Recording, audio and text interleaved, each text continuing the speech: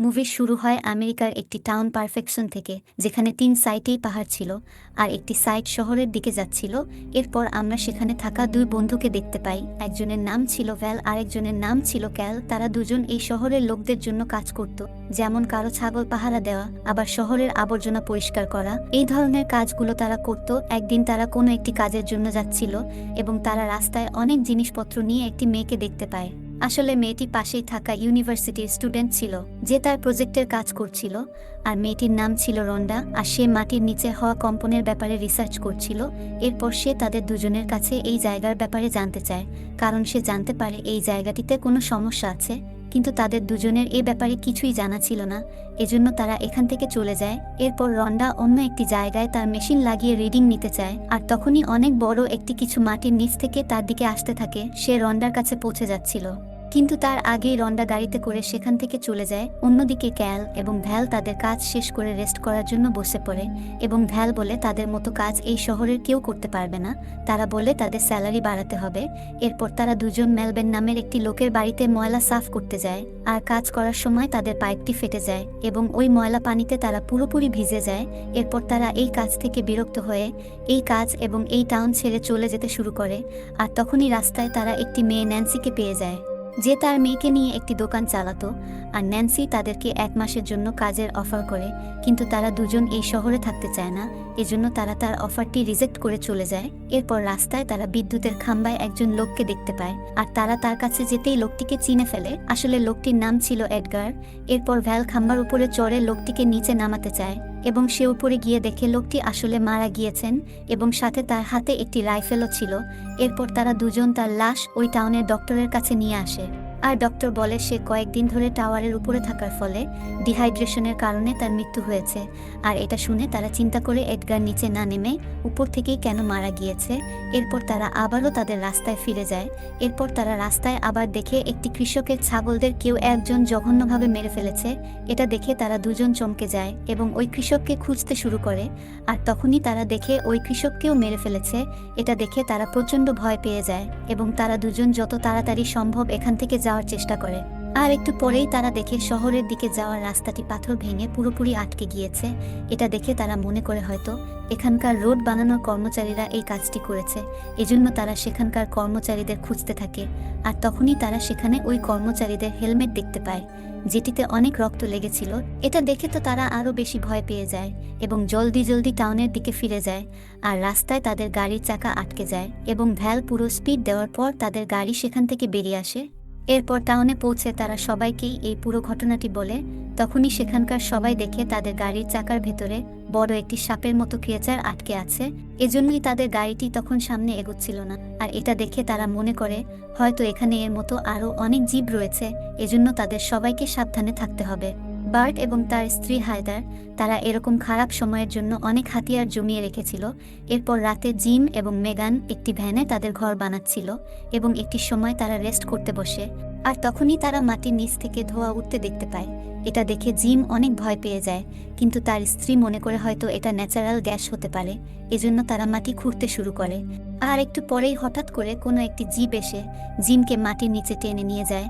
তার স্ত্রী তাকে বাইরে বের করার অনেক চেষ্টা করে, আর তখনই সাপের মতো দেখতে একটি ক্রিয়েচার তাকেও কামড়াতে শুরু করে। এর জন্য সে সেখান থেকে দৌড়ে গাড়িতে উঠে পড়ে, কিন্তু সে গাড়িটি চালানোর আগেই পুরো গাড়িটি মাটির নিচে ডাবতে শুরু করে। অন্যদিকে টাউনে টেলিফোন সিগন্যাল বন্ধ হয়ে গিয়েছিল এবং রাস্তাগুলো বন্ধ ছিল, এজন্য ভ্যাল এবং ক্যাল ঘোড়া নিয়ে শহর থেকে সাহায্য আনতে যায়।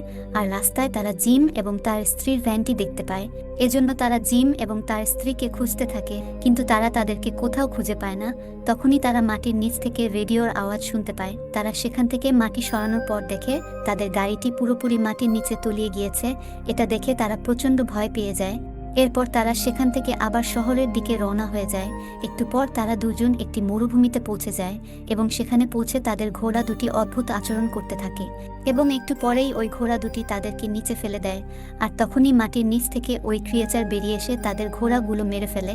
এটা দেখে ভ্যাল ওই ক্রিয়েচারের উপর গুলি চালায়, যার জন্য ক্রিয়েচার আরও বেশি ভয়ানক হয়ে যায়। এজন্য তারা দুজন পাহাড়ের দিকে দৌড়াতে থাকে, আর ওই ক্রিয়েচারটি তাদের পিছু করতে থাকে এবং পিছু করতে করতে একটি দেওয়ালের সাথে বাড়ি লেগে ক্রিয়েচারটি মারা যায়। আর একটু পরেই রন্ডা সেখানে এসে পড়ে, আর সে ক্রিয়েচারকে দেখে বুঝতে পারে এগুলো আসলে মাটির নিচেই থাকে এবং ওই ক্রিয়েচারের চোখও ছিল না। এটা শুনে ভ্যাল এবং ক্যাল এই ক্রিয়েচারের মরা দেহটি শহরে নিয়ে গিয়ে বিক্রি করতে চায়, কিন্তু তখনই রন্ডা তার মেশিনটি দেখিয়ে বলে এখানে এই ক্রিয়েচারের মতো আরও অনেক ক্রিয়েচার রয়েছে যারা মাটির নিচেই ঘোরাফেরা করছে। তখনই তাদের পায়ের নিচের মাটিগুলো নড়াচড়া করছিল, এজন্য তারা বুঝতে পারে ওই ক্রিয়েচারগুলো হয়তো তাদের দিকেই আসছে। এজন্য তারা তিনজন মিলে দৌড়ে একটি পাথরের উপর উঠে পড়ে যেখানে ওই ক্রিয়েচারগুলো পৌঁছাতে পারছিল না। এরপর তারা ওই ক্রিয়েচারটিকে এখান থেকে যাওয়ার অপেক্ষা করত, কিন্তু যখনই তারা তাদের পা মাটিতে রাখছিল তখনই ক্রিয়েচার আবার ফিরে আসছিল।